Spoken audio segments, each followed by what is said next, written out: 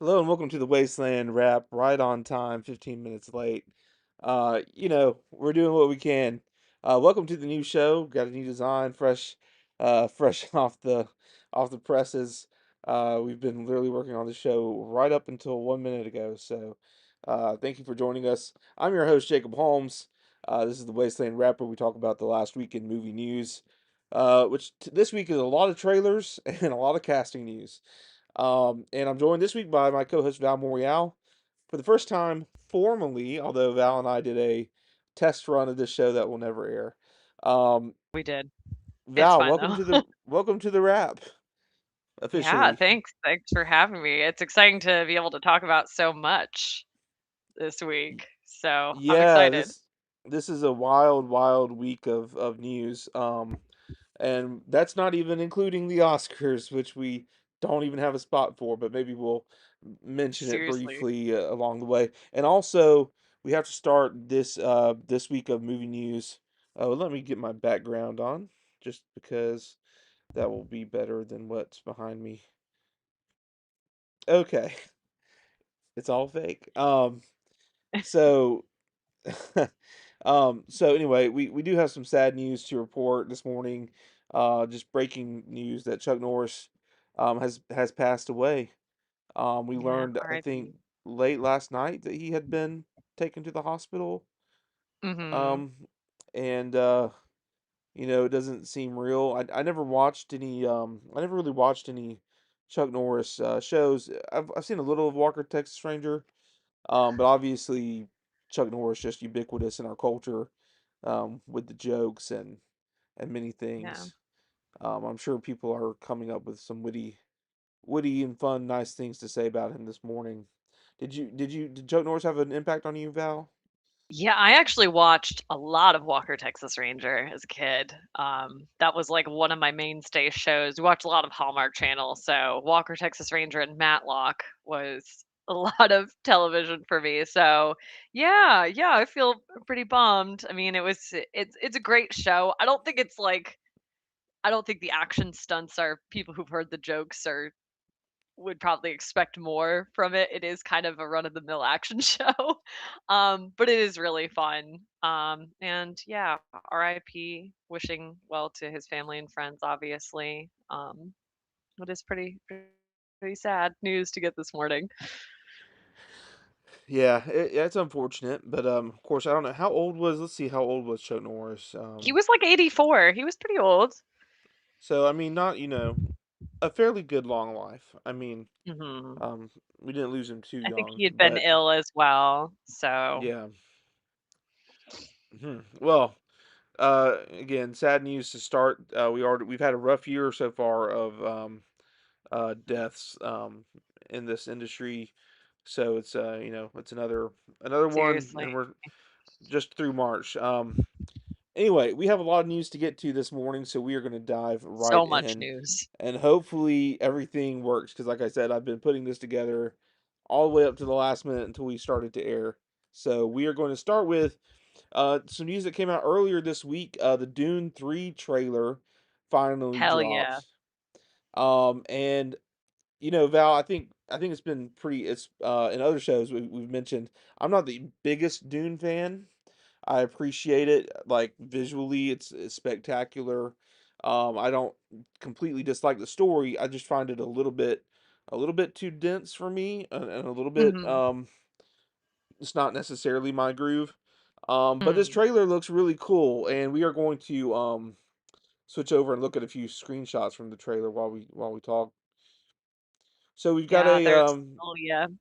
let me pause this. It's got a setting on here wrong, so we can control it and talk about it one by one. Okay, there we go. So we got a first look. Well, not a first look. We saw Florence Pugh at the tail end of Dune Part Two. She's back as Princess Irulan. Is that correct, Val? Is that the way you say that? Cerulean. Irulian. Very Cerulean? good. Yeah. Irulian. We're gonna go with it. So we got another look at her in this trailer. Actually, a couple looks at her. But Yeah, probably she's more gonna play a very importantly, important role in this movie, yeah, that's much what. more So than my the last understanding movie. is she's a much bigger part moving forward in this story. Um, And then we've got to look at. Oops, one second. I'm the wrong one. Okay, and here's a look at Robert Pattinson. Um, this was kind of the most striking part of the trailer to me, Val. He looks like an Mhm. 80s villain. He looks kind of like an 80s villain to me. I think I saw one Yeah. thing that mentioned Blade Runner. Do you know who this character is that he's playing? Yes, I do. I have to look up his name, but he is a Mentat in the book. So I don't know if you remember Mentats from the first. Uh, what is the name of this character? It starts with an S. Scytale. Um, and I guess I could do some early it's not really a spoiler, like, it's something that's going to be revealed in the first couple of minutes in, Dune Part 3, but in Dune Messiah, there's basically, Paul has become a very powerful figure in the world of Dune, and there is kind of a plot to, like, take him down, essentially, and, Scytale, Robert Pattinson's character, is very much at the center of that plot, so he is going to be a very central character in the story.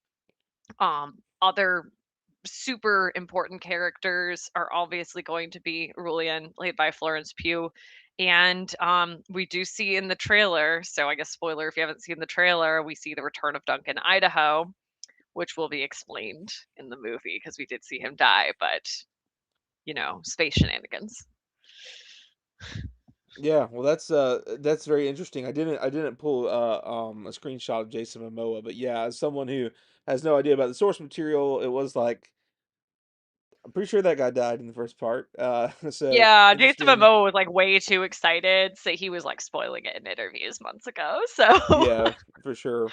Well, Robert Pattinson is just in everything this year. So is Zendaya, and of course they're in the drama Mhm. together in just a couple of weeks. But they Yeah, are really all over the place. And see, let's see. Speaking of, well, actually, I clipped these guys. So, do you know who these guys are? Because this was actually my favorite part of the trailer because they just look really cool. I don't. I'll be They honest. I may just read be they might they just may be be guys. faceless enemies because the trailer makes it look like they're dispatched kind of easily. Yeah. Yeah, I don't really remember because I read the first half of Dune Messiah while I was on vacation. I never got around to finishing it. Um so my knowledge is somewhat limited in that way. So I don't know who those guys are. But Well, whoever yeah, they my are, my partner who yeah. they look really cool. There is our first look at Anya Taylor-Joy, and she is okay. She is the sister of Paul, right? Who was a baby in the last movie. This is Aaliyah, who's Jessica's daughter, who she's pregnant with while she takes the worm stuff. So she's got stuff going on because of that. I don't think that's too much of a spoiler. Yeah, I think we But got a hint I'm of that in the really interested last to movie. see her performance for sure. I think she's really perfect casting for this role. So I'm It'll very be excited very. to I see. mean, this movie has added such talented people to an already stacked cast to be getting Robert Pattinson, Florence Pugh, and Anya Taylor-Joy basically all for the first time in Yeah. this franchise. It's pretty big, and then we have Zendaya, who looks very battle worn here and very weathered and kind of. Hmm. Um, it's my understanding she doesn't actually have that much of a role in the book here, so She does not. this is kind of looking like maybe fresh ground, like uh, Denis Villeneuve has kind of pivoted and made her more of a focus here. Yeah, I mean, this is like not this is not hating on Frank Herbert, the author, but it was a kind of normal thing, I think, in the 80s to not really have female characters in sci-fi play a very pivotal role. Um, so the role of Shawnee in the books is very passive, just as a whole, even in Dune, and he really fleshed out her character in the movies and really gave her gave her motivations. Like she in the book is just kind of a side character that's like this is the wife and she's over here, and I am really interested to see where they take it because it is completely new territory where Shawnee's character is going. So it's going to be a surprise for everyone. and those screenshots were kind of from like the second half of the trailer. The first half of the Mhm. trailer really focuses on Paul and Shawnee's child, Mhm. that's going to be born soon. And my understanding is that the child also plays a pretty big role moving forward in this story. Is that Yes. that's fair? Yeah, I've seen a lot of people talk about that this movie might actually complete the story of Dune Messiah. Dune Messiah is not a very long book. It's like 250 pages. And actually get a little bit into Children of Dune. I think that kind of remains to be seen, but we'll see. We'll see what happens. And I think it's not too big of a surprise. I think a lot of people already know this. I know this as someone who hasn't Mhm. read Dune. This first image of Timothy Chalamet, and his eyes piercing out through this, uh, Paul is going to be a bit of a potentially a problem. We saw his arc in the last movie, um, and he might not be such a great guy in this. So that's going to be interesting to see as well. Yeah, I mean, I personally, I mean, maybe this is shaped by the fact that I read the books first, but like Dune is kind of a cautionary tale thematically about like someone coming into a foreign planet, a foreign country, and just kind of taking over, and like a cautionary tale about that kind of idea.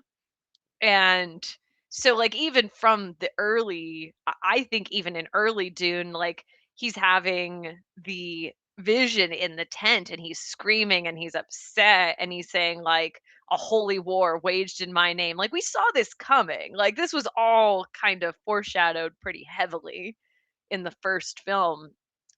So I don't know. It's not really a surprise to me that he's turning out to be a villain. Did you say in our other stream the other day that you think Timothy Chalamet will win an Oscar for this role, or be nominated Yes. at least?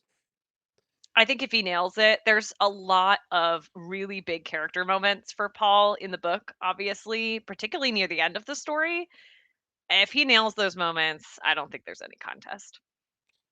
That's really interesting because obviously, this character has been eligible twice for a Mhm. nomination, and Timothy Chalamet hasn't been nominated yet. So that would be a pretty major improvement for Timothy Chalamet.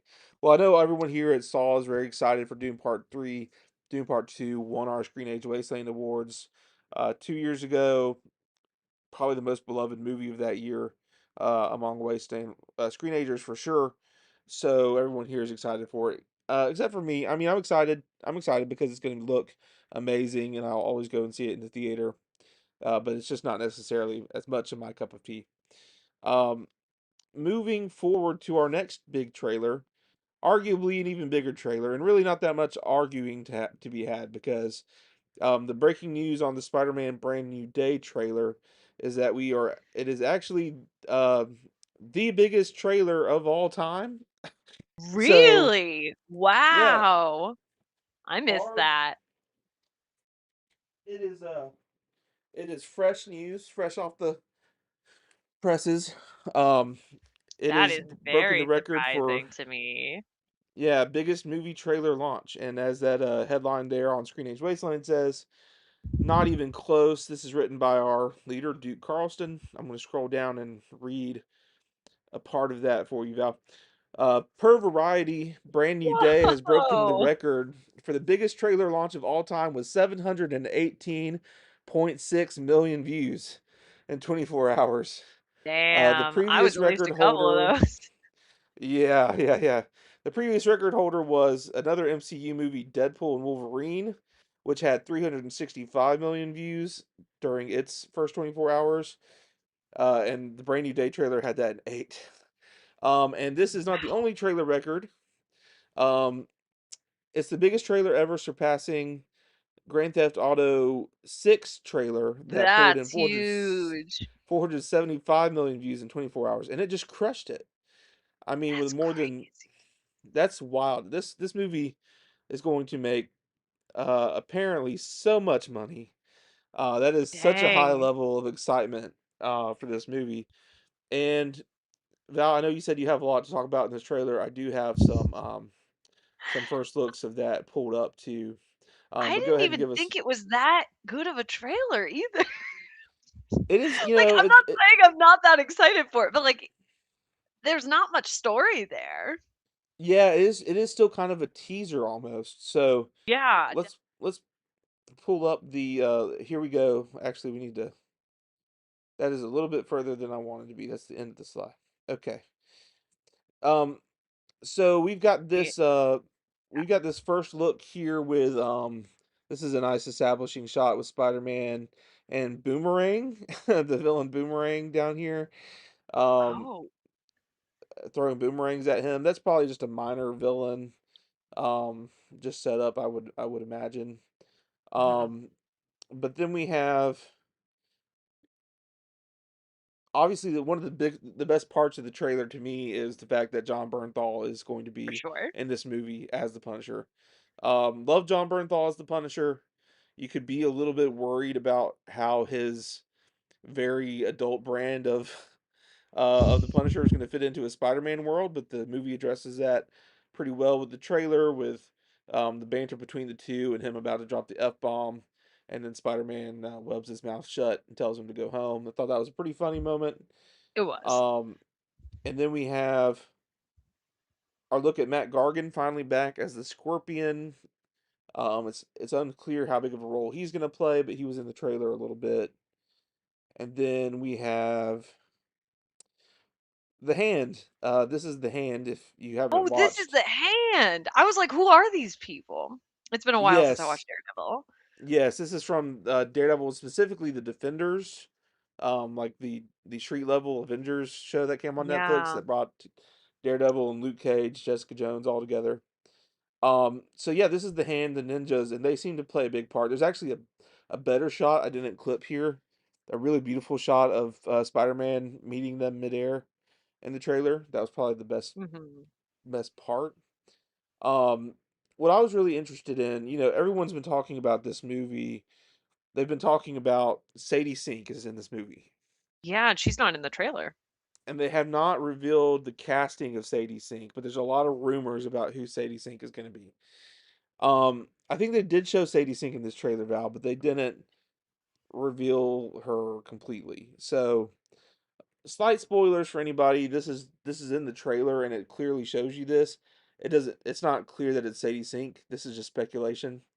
But we are going to get into that a little bit. So, this Spider-Man opens a tank, and there's this old lady in there, which is obviously quite odd. And then like she does like a head move, a quick head move, and it seems that her consciousness hops out into this soldier guy who is then smirking at Spider-Man, and then Oh, are his we head. talking Phoenix Force?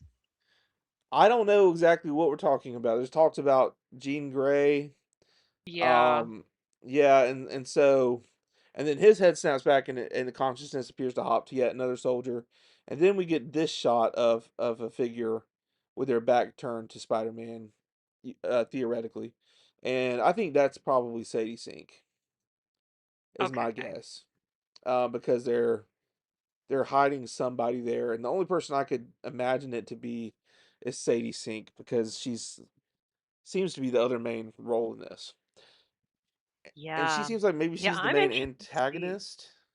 She is. Yeah, that's already been confirmed. I mean, even though she may not remain an antagonist, she may become a hero. In this particular film, she seems to be the antagonist. Because I just Mhm. don't buy that it's like the Scorpion. The Hand could be an antagonist, the major antagonist. That's very possible. What did you think Mhm. about the other main part of this trailer? Is obviously that, well, there's two parts. One, we're picking up with Peter Parker. Uh, MJ and Ned don't know who he is. Mhm. And obviously we've got to resolve that. And then the other thing is Peter Parker is evolving, mutating, and gaining the organic web shooters now, um, versus his um, he was a scientific web shooter. Obviously, we had the Tobey Maguire with the organic web shooters, and now this version is getting that, and he appears to be having other problems What do you think? What do you think's going on there? What do you think? What was your takeaway from the trailer on that bit? I think it's all really good setup. I'm just interested to see like what they actually do with it. They're giving us a lot of like bits and pieces of stuff they're going to include that's really interesting. I'm just sort of interested to see maybe a second trailer where it kind of gets put together and we kind of get a sense of like, okay, this is what the main story is going to be in the movie. Like, I think it functions a lot more like a teaser than a real trailer, which is fine. I think as a teaser, it's fantastic. And obviously, I mean, it's broken all these records and everything. Another thing I was talking about with my partner is that MJ is shown having a boyfriend because obviously she doesn't know who Spider-Man is. And this actor is an unnamed character. And I mean, this is just speculation, but we could be looking at Harry Osborn. So who knows? That would be Like cool. that could be another piece of the puzzle in this. I mean, it's just they're in. If she is Jean Grey, I think that would be very exciting because then that would give them a chance to kind of tease the X-Men before just going all in for Doomsday. So I think that would be very smart from a writing move. Yeah, But I don't and know. especially with the idea that maybe Peter Parker is mutating somehow. There's Yeah. potentially a link there between Mhm. something is starting the mutations. So that would be potentially a way to introduce that. I don't know. I'm looking really forward to Spider-Man Brand New Day. I always am looking forward to the next Spider-Man movie, even though No Way Home wasn't my favorite. Um, I enjoyed lots of it. And so Raph says this it'll is be mid in the yeah, I know, comments. I know. We had a fun time with Raph the other day, who is completely not for the Spider-Man movie. But I think most I people obviously understand. are looking forward to it. So Raph is in the minority. 780 million views in 24 hours say otherwise, Raph. Yeah, Um, I mean, odd I man out. understand. I still have some Marvel fatigue. I mean, will I go see this? Probably, but, like, I will say, like, for me to get into Marvel again, it's got some ground to make up. I mean, there's just been a lot of, like, really, like, movies from the Oh, and MCU. Raph is here, by the way, making sure he tells us it will be mid like all Yes, other that's what I was MCU saying. Spidey He's in the movies. chat. He's hopped in the chat. Okay, I see you, Raph. Yeah. You know, he could be right, but hopefully he's not. Yeah. I enjoyed Homecoming a lot, and I enjoyed Far From Home, at least parts of it. I really liked some of the stuff with Mysterio. So I'm I looking even liked forward No to it. Way Home, honestly. I liked seeing all 3 Spider-Men together. It was really fun. Yeah, I mean it had its moments for sure. I didn't love it all together, but Yeah. we'll see. I thought Well, our Andrew next Garfield was great in movie, it. I don't think anyone's going to be calling our next movie mid because this is a very different kind of movie that we're getting a first look at, Hell and that yeah. is Wild Horse 9 from writer director Martin McDonough, who made Three Billboards Outside Ebbing, Missouri, one of my favorite films ever, and also In Bruges and Banshees of Inisherin, which are also wonderful, wonderful films. This trailer was I got some images from the Vanity Fair article that came out the day before. Um, but the trailer, Val, what did you think of this? This is a bonkers trailer, but, like, in the best way possible, and I think if you've seen any of these movies, like, especially the latest, Banshees of Inisherin, you kind of get an idea of where this is gonna go, kind of this serious, but ultimately deeply unserious, tone that they take.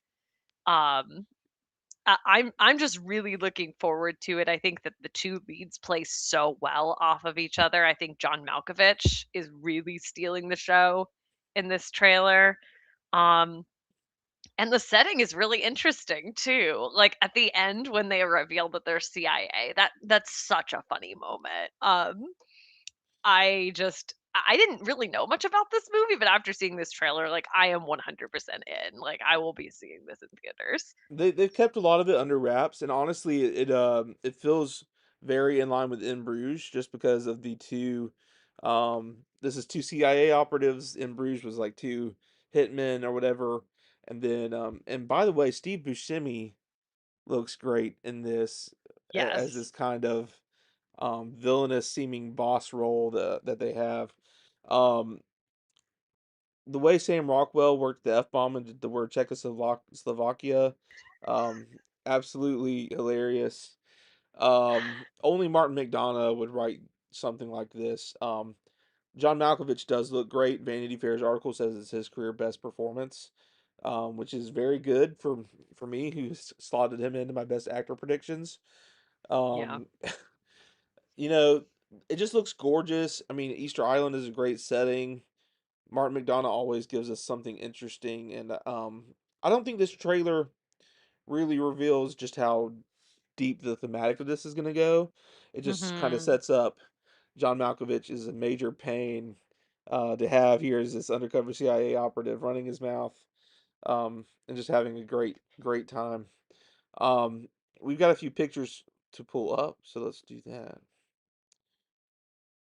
So this is a great shot, and it's just a great landscape of the two of them at Stonehenge. I had you muted there. Oops. This is a part of the deal, part of the setup. One second, guys. For this Okay. movie too, and the time frame of the 70s with the CIA. I mean, they were doing all kinds of insane shit in the 70s. So I mean, Yeah, this is just apparently such a great setting. apparently this is based on like a true story of the CIA meddling in some stuff down there in Chile. Which is apparently where Easter Island is, which I didn't really know necessarily until this movie trailer dropped. Yeah. Um, so anyway, this is a great landscape shot, but then there's some better character shots that we can get to here. Let's move ahead. This of Tom Waits is just amazing. It's like a painting. What an amazing shot. I think Tom Waits is going to be playing John Malkovich's father. I'm Okay. not I'm not really sure how that I have no idea how that's going to like connect to the plot, but take that for what you will. But this is an amazing shot. Yeah. Um, absolutely beautiful. And here's John Malkovich on the beach with somebody. I'm not really sure that's who that is. Um, but it's another example of how beautiful this movie is going to be. Here's Steve Buscemi looking down this with the city backdrop, which is Well, interesting. we've got Parker Um, Posey in this movie too, so that's probably who that was. you know what? Well, here's Parker Posey right here, right? Oh, Parker Posey's there. Okay, never mind. Yes.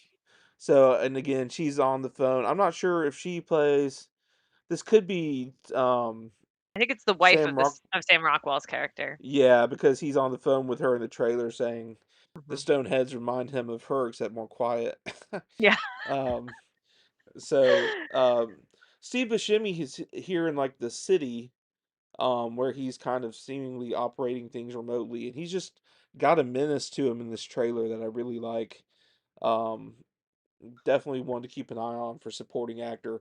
Although Mhm. uh, Sam Rockwell and John Malkovich kind of being co-leads, it'll be interesting to see if they try and Yeah. put Rockwell in supporting actor. It's gonna Maybe. have a This movie's gonna have a big effect on the Oscars race. And then we have this Definitely. great shot of them talking about whether or not they're in the CIA here at the airport, which That is a scene is so good. I think it's arguably one of the best comedic moments from the trailer. yeah, absolutely it is. And then we have another shot of Sam Rockwell alone in a car with Steve Buscemi's character. So yeah, that is a this has been my number one most anticipated movie this year. I'm such a big McDonough fan, uh, and I'm such a big Oscars fan. I think it's gonna come in and wreck shop. And this trailer is only making it better. And it's also really a teaser. I mean, it gives you the basics. These guys are two CIA guys, and they're there to do something. Mhm. And one's an older CIA operative that won't shut his mouth, and one's a little bit younger, and he's frustrated with him. And then their boss is off somewhere, but you don't really know what's going on. So there's still a lot more to learn about this movie. It's playing up the mystery well. I think that releases in November, but we still got a long way to go. Oh, wow, yeah. Now this next news story is interesting to me. So Netflix is apparently doing a live action Scooby Doo series, and the Daphne role has been revealed for a little while, but they've now announced the full Mystery Inc. crew. Mhm. And for this story, I'll just hop over.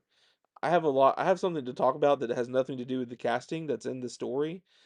Mhm. That we wrote on that Duke wrote for us on Screenage Wasteland. But first we'll address the casting. Um, yes, there it is.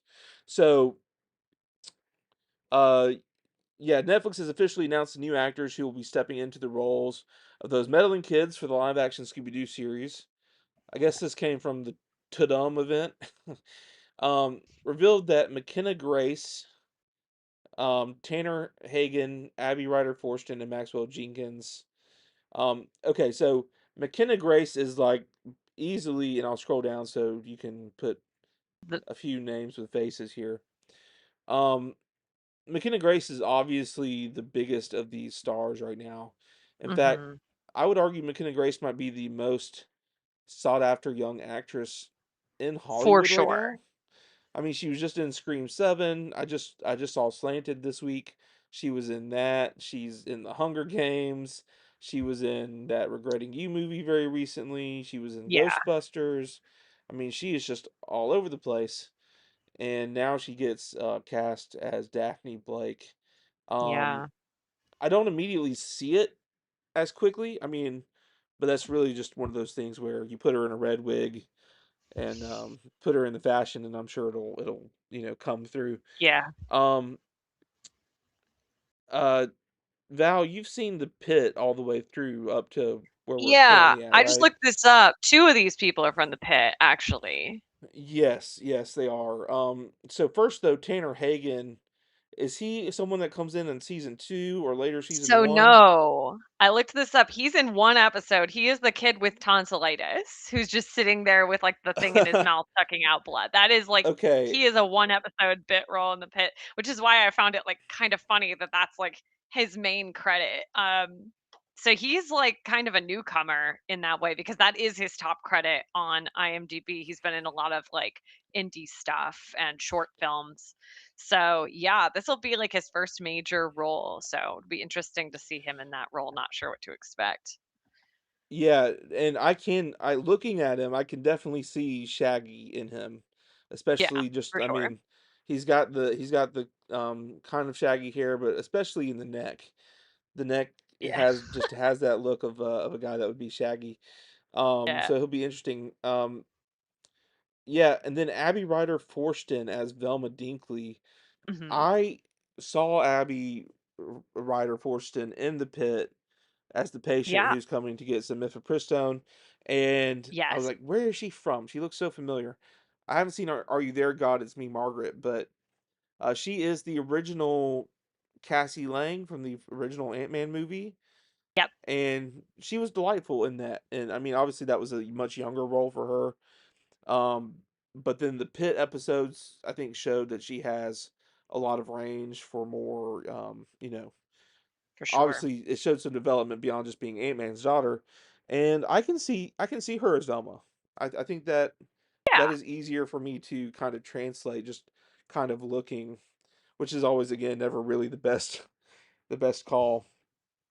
But and then we have Maxwell Jenkins as Fred Jones, and it says he's from what was his main credit? Uh Lost in Lost in Space. Space, which I have That was not another seen. Have you Netflix seen show. that? I've not I heard pretty mixed things about it. So I never ended up watching it, but this will be kind of an interesting thing because it looks like he's mainly just been like that is his top credit, but it's all like straight to streaming shows that didn't get like a lot of press. Um, so another thing he was in was Arcadian, which was a movie with Nicolas Cage. I didn't hear like anything about this movie, but apparently it came out in 2024. And then he was also in an Apple TV Plus series called Dear Edward about like the survivors of a plane crash. And again, like, these are, like, direct to streaming things that I've just not heard of. So, I mean, it might be that he's, like, really excellent, but he hasn't been in a lot of, like, major hits. So, yeah, we'll just have to wait and see. But I can kinda see Yes. it. I mean, he looks rather young, but, I mean, this is Yeah, that's I mean, origin. and I guess the question is how he would pair up with McKenna Grace as well, just Mhm. because Fred and Daphne are paired together so much, which is the part Yeah. of this article that I really want to get to because the casting is interesting, but I don't know how much you know about the. Did you read the little synopsis of the series? I did. I was kinda like, "This I don't hate this." Like, I see that it could work. I mean, it is a Netflix show, so that is kind of like a, this could be excellent or this could be really bad. It really depends on the execution, but I don't hate the premise. I think it's interesting. I think what's interesting too is there's no canon, there's no set canon to Scooby Doo. I think there's been so many iterations of it now. There's probably different versions of backgrounds. But Mhm. I did think part of this was kind of interesting, and I'll pull it up. So it says the live action series will explore the origins of Mystery Inc., beginning with old friends Shaggy and Daphne during their final summer at camp. The two get embroiled in a haunting mystery surrounding a lonely lost Great Dane puppy that may have witnessed a supernatural murder. With help from the pragmatic and scientific townie Velma and the strange but ever so handsome new kid Freddy, they set out to solve the case that's pulling each of them into a creepy nightmare that threatens to expose all of their secrets. Per the Yeah. log line. The thing that immediately jumped out to me about that was out of all the things I've ever thought about the Mystery Inc. crew, it never would have occurred to me that Shaggy Rogers and Daphne were the two friends that like kind of made the original Yeah. glue. That's just kind of so out of left field to me. Like It I could see it being is. Shaggy and Velma. I could see it being Mhm. Shaggy and Freddy. I could see it being Daphne and Velma. Mhm. And but Shaggy and Daphne is just so kind of out of left field to me. I don't know. It just kind of felt funny. Um, and also apparently it's going to be like introducing Scooby Doo as a puppy, which Yeah. that's cool. I mean, we've had I think I didn't see Scoob. I don't think it's really canon, but that had a version of Shaggy and Scooby meeting. To me, it's always been like Scooby is just Shaggy's dog. Yeah. So I don't know how that's going to exactly work in this situation. Um, but yeah, I mean, are you excited? Are you going to try and watch this live action Scooby Doo series? Definitely. Or are you going to Yeah, wait I'm and gonna see for watch a it. trailer? No, I'm gonna watch it. I love, like, a little mystery. Like, I watched His and Hers on Netflix, and that show is pretty mid, and that's probably putting it nicely. It's not a great show, but, like, I enjoyed it for what it was because I enjoy John Bernthal. But yeah, I mean, this is a one season show that I would absolutely watch, even if it ends up being kind of bad. I just looked at the writing and directorial credits. The director Toby Haynes did Andor and some of the BBC Sherlock, so some pretty good directorial credits. And the writers, we've got one of the writers, the writer of Con Air, is one of the head writers for this. Writer and Gone in 60 Seconds, like some of these pretty well known films. And the other writer doesn't have, like, as much in terms of, like, legit writing credits. He wrote the Teenage Mutant Ninja Turtles movie from 2014, but that's about it. So we'll see. This might be very schlocky. It might be very CW in vibe, or it might be decent. It might just be kind of a, yeah, decent one season mystery, and then they can kind of make it a different mystery every season if they choose to continue it. And yeah, I don't know. I'll probably watch it regardless, though. It's definitely interesting, and putting McKenna Grace in it is a certain level of it gives it a little name recognition. Um, okay, Mhm. for our next, we're gonna go to another casting story, and you're gonna have to help me out with this one because I haven't seen any White Lotus, but I definitely have I've seen some all of it. I level. love this show. I have some level of excitement, and I didn't even bring up. There's nothing to cut to here. Um, but we have some new season 4 cast members that were just announced. And I think we already had some that were announced. Um, Mhm, it's a pretty lengthy list. I'll tell you, Val, the one that excites me though. The reason I'm excited is the announcement that Kumail Nanjiani is in the cast. Mhm, Just knowing a little bit about White Lotus and how it is and what it is, and just I love Kumail Nanjiani. I think he can be great in this. I'm also excited about is it Max Greenfield that played mhm. uh on he's from New Girl. Um yeah, I think those two were the ones I was more familiar with. Um That's interesting because 'cause we've got some more major names than that even that were announced.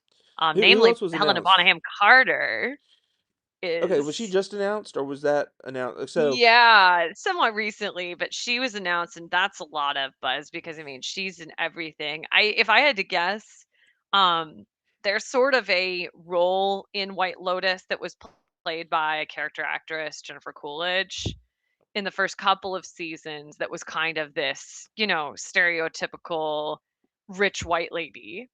And part of me wonders if Helena Bonham Carter is kind of going to be stepping into that role now since Jennifer Coolidge is no longer on the show as the like stereotypical rich white lady. I'd love to see her just kind of ham it up in that role. But we've also got Chris Messina um cast for White Lotus. And he was in, a bunch of things, Mindy Project, HBO Sharp Objects, Newsroom, a bunch of stuff. He was in Argo. That was a while ago, but also Steve is Coogan is in it, yeah, Steve so Coogan I very was well-known interested comedian. in. Um I'll say I think it's interesting. I don't have a lot of all of my context for Helena Bonham Carter is through Tim Tim Burton. Burton or Harry Potter. And Mhm. so it's kind of hard for me to picture her in the White Lotus where she's going to be playing someone closer to reality. Um I just picture her in like gothic fantasy um settings only. So um that would be interesting. But I could see it. I can Yeah. see it. The thing I think it'll be a about good casting fit. for White Lotus is we don't know any of the characters. Um We and know we the don't know what setting. yeah, we know the setting. What is the setting for White Lotus season 4? So White Lotus is always a hotel, like, resort, and it's a different Mm, country do we and know what country? anthology, like yeah, so we know it's France, so probably Paris. Okay. Also could be south of France if they choose, like, Nice or something like that, but most likely Paris. This sort of fictional Four Seasons kind of resort. But it's very satirical. Like if you've watched Secession, it's that kind of vibe in that like it's all played very straight, but it's funny. Like it's incredibly funny. And I just think with Helena Bonham Carter's sort of over the top style, I think it's gonna really land super well in that setting. So I'm Yeah, for excited to watch sure. it. And then Vincent Castle. I saw Vincent Castle was cast. That's Mhm. another big a good one. You know, it's interesting to see how these people are going to butt up against each other. Yeah. But I guess what I mean with White Lotus is we don't really know the particular story or the particular characters that are going to be in this. So we're like these Mhm. actors in the same sandbox will be fun, but we just don't know if they were adapting something. We'd be like, "Ooh, that's an interesting choice to play that character because we know kind of what they're playing, but you know, we don't Oh, we also I'm didn't sure mention that go ahead. Kumail Nanjiani is also in the cast. So another big name. Um, That was no, that's who I mentioned first. oh my gosh, I'm sorry. No, it's okay. A brain moment. I No, totally blanked, but yeah, yeah, Kumail Kumail Nanjiani is going to Nanjiani is be killer in White Lotus. oh my gosh. Um, I don't remember what I just saw him in. But I He was at think the he's great. Oscars. Yeah, he was just at the Oscars and he handled a tie very well. Mhm, And he was in The Big Sick, which I love. I think he's great in that. mhm. Um, he was also in the episode of Jordan Peele's Twilight Zone, which was Yes, very. that's such a good episode. I think Kumail Nanjiani's going to knock this out of the park. Um, Yeah, Speaking of the Oscars, really quick, yeah. we just talked about three new trailers, um, and two of them are for like potential Oscar winners or Oscar nominees, Best Picture nominees at the end of this year. Mhm. Why do we not have these coming out exclusively at the award ceremony? It just had the lowest ratings it's had in a long time. That's so sad because it wasn't terrible, like, it was actually a pretty great ceremony to watch, Yeah, it was but, pretty well produced. uh, Thank you, anyone who comes by and sees us that stuck with our pole position podcast through our streaming issues. I think we've got those yeah, worked out. This stream has been excellent the whole time, Val. We haven't had any issues. So maybe when because we're we, not, like, watching a live feed on the I don't same know internet that, connection I at don't the know if same it was the time. problem. We're gonna figure this problem Really? out. We're gonna get that Okay, squared away. But thank you for watching this show. Um, okay, Val, we got two more things to get to, and about alright, 30 minutes, 20 to 30 minutes left of the we got show. time.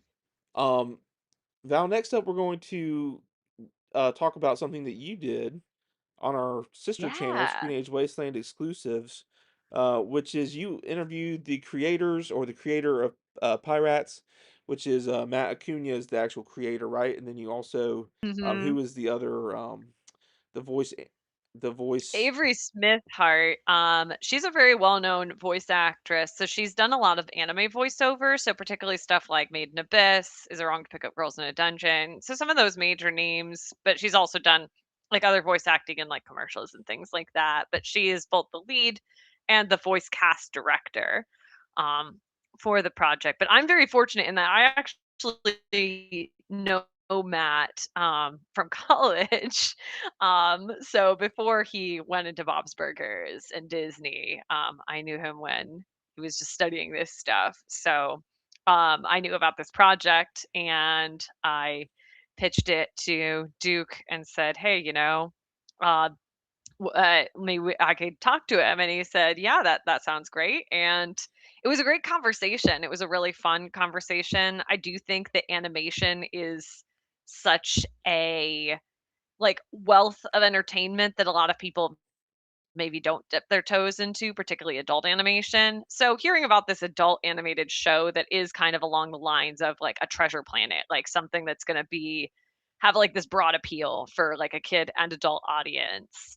Um really exciting. They've got an intensely amazing voice cast lined up. Probably the biggest name they have the Helldiver himself, John Helldiver's voice actor lined up for one of their leads. And their villain is Allegra Clark, probably most well known from the Fire Emblem series, also Dragon Age.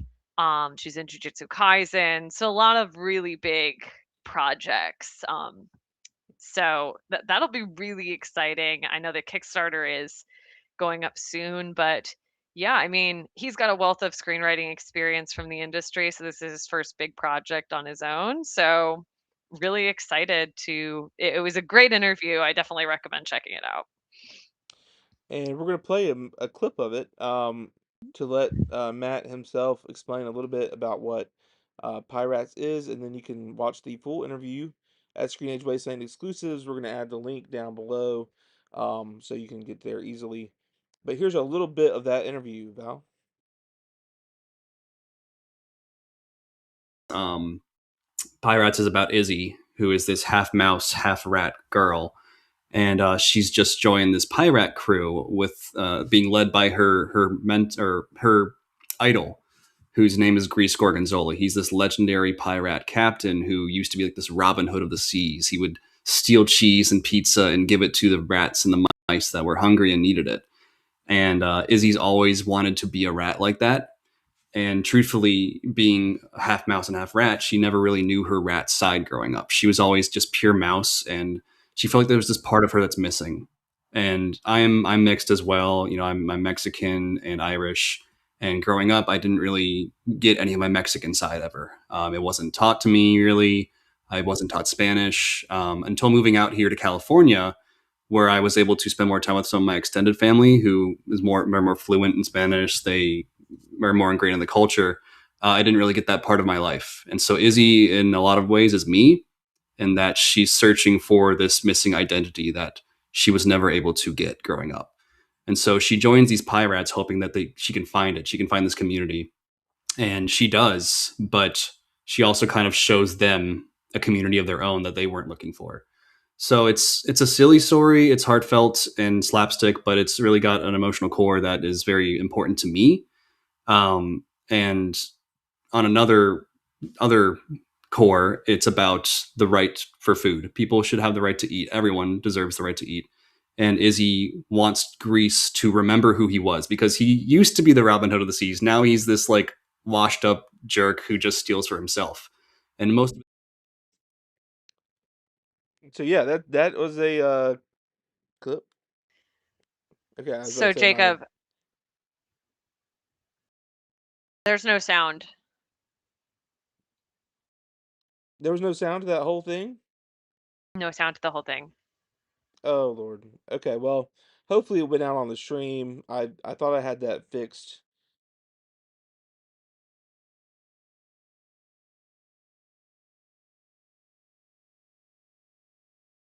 Video is on the Screenage interview channel. It's only about 30 minutes long for the full interview, so definitely go check that out if it didn't go through, but hopefully it did. Well, again, live problems. And now we're finally having a little error, which I'm not sure. Um, Oh, I think it might be minor. I think it might be minor, but my video is finally lagging just a little bit. So good to know, something to look out for. We've only got one topic left, so we'll try and power through it if we can. Let me great. let me delete this.